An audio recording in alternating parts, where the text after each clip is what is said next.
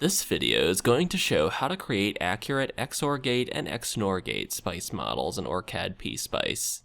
Open the provided design in OrCAD PSpice 23.1.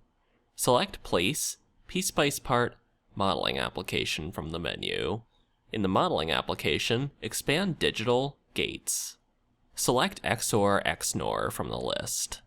In the resulting options window, set the propagation delay to 8.8 nanoseconds, the threshold to 1.4 volts, the hysteresis width to 1.2, the output resistance to 1 milliohm, the input resistance to 10 gigaohms, and the maximum high voltage to 5 volts.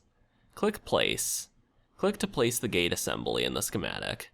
This symbol has a non-inverting and inverting output to simulate an XOR and XNOR circuit block. Select the Voltage Level Marker button from the toolbar. Click to place probes on both input nets and the XOR output net. Right-click and select End Mode. Select PSpice, Run from the menu. View the simulation results. The output is high when either of the inputs, but not both, are high.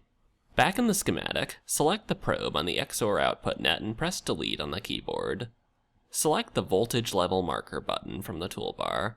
Click to place a probe on the /XOR out net. Right-click and select End Mode. This is the XNOR output. Select PSpice, Run from the menu. View the simulation results. The output is now high when both inputs are high or low. Quickly create the required XOR and XNOR spice models and simulate accurate digital circuit behavior with the PSpice modeling application in OrCAD PSpice.